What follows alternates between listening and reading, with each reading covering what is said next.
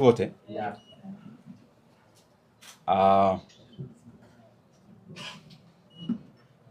Thank you very much, everyone, for finding time to come for this briefing.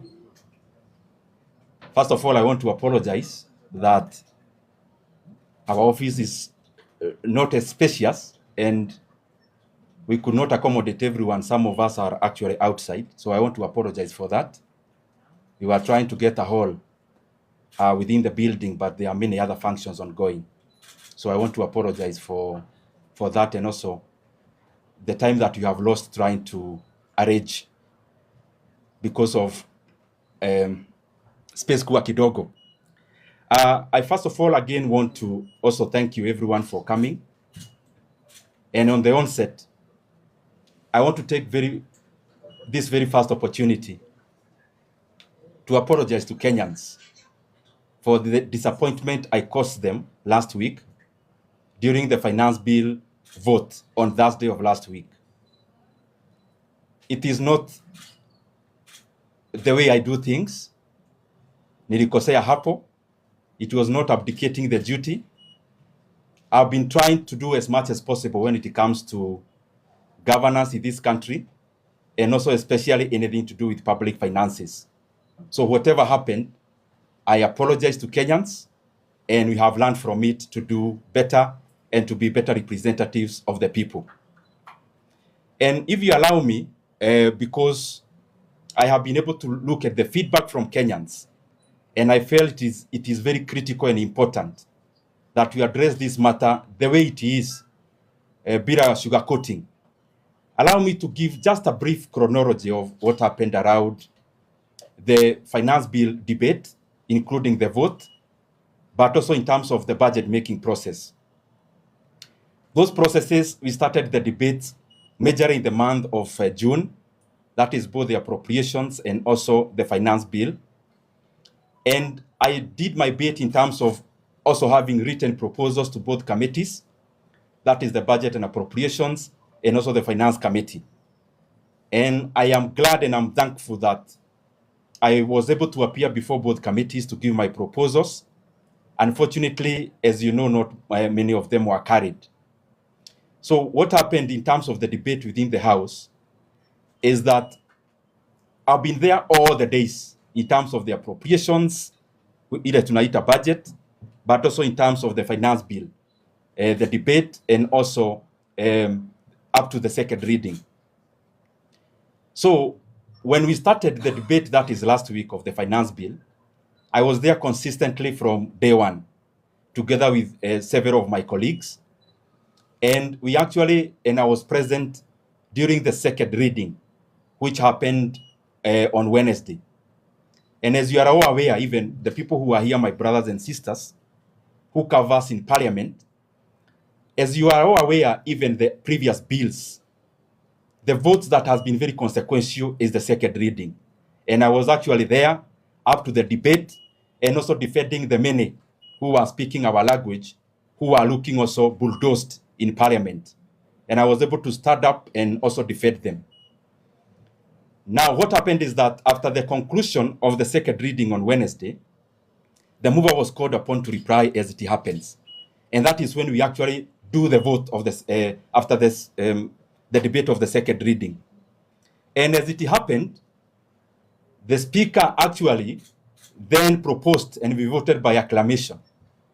Unfortunately, or fortunately, we were not hatukutosheka watu ambao tulikuwa na maoni tofauti. And we saw it wise that we stand up in what is called division. We were 27 of us in the House that day on Wednesday. And as you know, in terms of parliamentary rules, if you are not 30 and above, then you are not called for division. Division is what gives us an opportunity to vote singularly, a person per person, in terms of a single individual vote. So after we were then 27 and the debate was concluded, it was almost obvious where the direction was headed. But I also want to say that I apologize. We could have waited up to the end, even of the third reading, and therefore no amount of explanation, even the one I'm giving, should absolve me of the blame that I ought to have done better and I wish that I'll be a better representative of the people of Kenya, and especially also through the lesson learned in this whole process. The second thing is that I want to also thank Kenyans, because I have been very outspoken on many of these finance issues, public finance issues. And maybe the reason Kenyans felt more disappointed with myself, because I was the most outspoken in terms of also giving this information to Kenyans in all platforms, including this office, the many press conferences, and also in most of the forums that I go, I have been speaking about these issues, both the ones that are contained in the budget, but also the ones that are contained in the finance bill.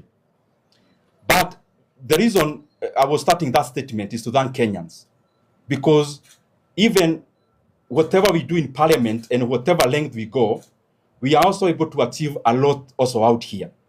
Because as a member of parliament, as a leader, I should use all the platforms available for us to have the best idea take over in terms of the running of the affairs of our economy in Kenya. And to single just a few, which I'm very proud of, is that, as you remember, in the month of December, there was an imminent increment of school fees for our day secondary schools. The principals had already received circulars, but I was able, together with many other Kenyans, to stand up, and that issue was shelved. And I'm very proud about the bravery and also the courage of Kenyans on that issue. As you also know, I've been on this issue of Safaricom sale. And I want to start by saying that I attended the committee that was handling that issue. I actually gave more than 30 proposals on the sale of Safaricom, because I wanted Kenyans to receive the best value for money for our assets. As you all know, the issue came to Parliament, and because, as you are all aware, without hiding our faces in the sand about the nature of Parliament as it is, the issue passed.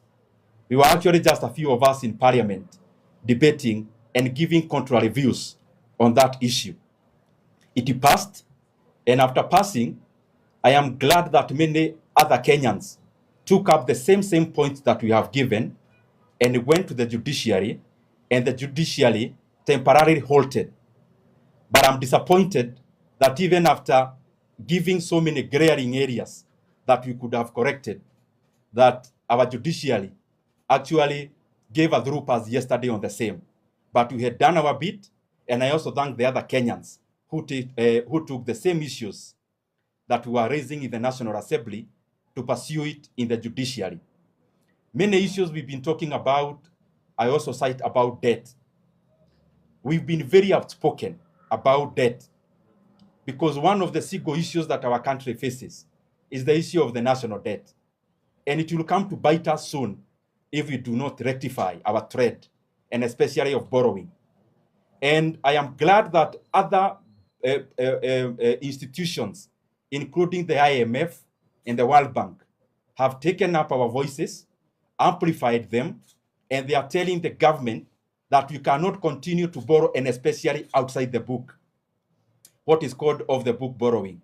And I'm very glad that even in the recent Washington meetings, called spring meetings in Washington, the Bretton Woods institutions amplified the same voice, and the government was put into order that they have to include every borrowing into one book. The same thing we've been speaking, because if we do it now and we don't correct, it will come to hurt us later in the future. However, I also want to face some issues head on some of